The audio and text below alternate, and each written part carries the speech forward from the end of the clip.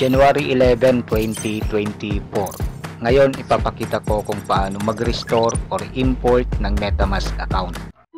Disclaimer: the information provided on this channel is for educational and entertainment purposes only and should not be considered as investment or financial advice.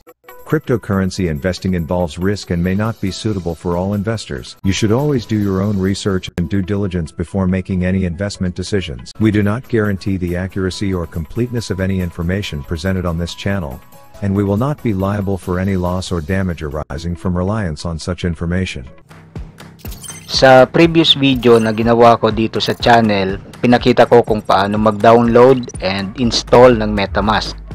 Ilalagay ko ang video link sa baba ng video sa comment section. Ngayon, ipapakita ko naman kung paano mag-restore or import ng MetaMask account.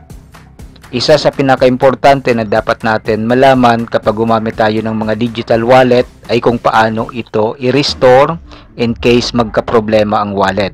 So example, nasira yung device kung saan naka-install ang MetaMask wallet. Okay, so kapag nag-install tayo ng bagong wallet, so unang gagawin natin ay to secure the secret recovery phrase. At tandaan, huwag i-share kahit kanino ang recovery phrase. So dapat tayo lang ang nakakaalam. Ngayon, ipapakita ko muna sa MetaMask wallet kung paano makikita ang secret recovery phrase. Okay, so first login muna tayo sa MetaMask wallet, and sa MetaMask, click natin dito sa taas, itong may tatlong dot. Okay, so click natin and click natin sa settings and click natin sa security and privacy. Okay, sa security, okay, so click natin dito sa button reveal secret recovery phrase. Okay, so meron muna tayong security quiz. Okay, click natin sa get started button. Okay, so first question, so ito yung tanong. So if you lose your secret recovery phrase, so MetaMask can get it back for you or can't help you. Okay, so answer natin, can't help you. Okay, okay, so check. Okay, so proceed tayo sa question number 2. Click natin sa continue. Okay, so number 2 question. So if anyone, even a support agent, ask for your secret recovery phrase, okay, so answer dito is you're being scammed. Okay, so ito yung answer natin. Okay, so check. Okay, click natin sa continue button. Okay, so type natin yung password.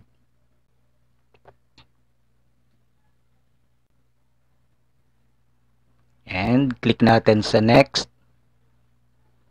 Okay, so hold natin ito na button. So click and hold. Okay, so dito, so makikita natin yung secret recovery phrase.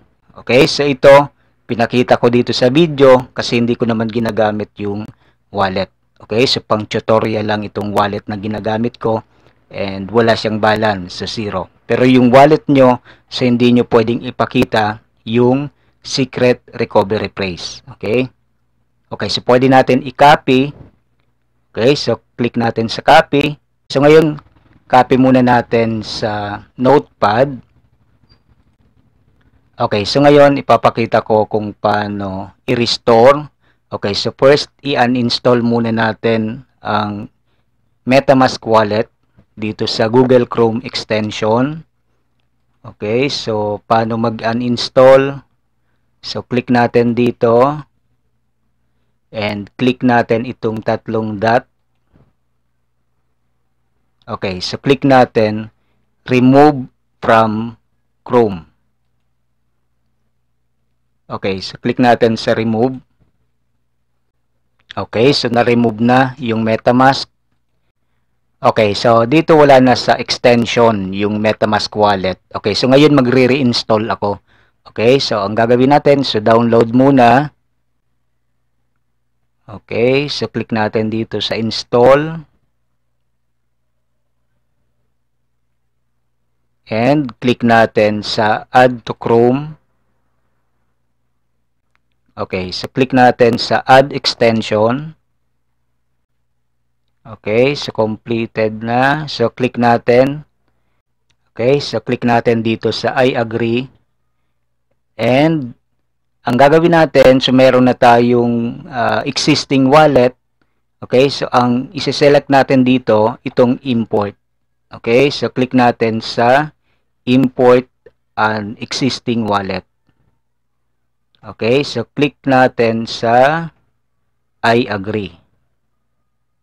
Okay, so dito natin ita-type yung secret recovery phrase. Okay, so ito na yung na-save ko kanina sa notepad. Okay, so number 1. Okay, swim. Okay, so paste lang natin dito isa-isa.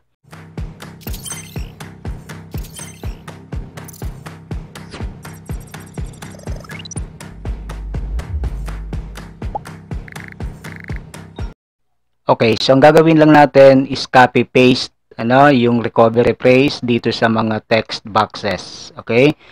Okay, kapag kompleto na, so click natin dito sa confirm secret recovery phrase button. And type tayo ng password. Kapag okay na yung password, click natin sa checkbox and click natin sa import wallet. Okay, so wallet creation successful. Click natin dito sa got it button. Okay, so next, done. So click natin dito sa close. Okay, so ito na yung wallet. Okay, so kung meron tayong balance existing wallet, so makikita natin dito sa balance. Okay, so yan lang ang gagawin natin para ma-restore or ma-import yung MetaMask account. Okay, so hanggang dito na muna and abangan nyo na lang ang mga susunod na cryptocurrency videos dito sa channel. Okay, so good luck and God bless.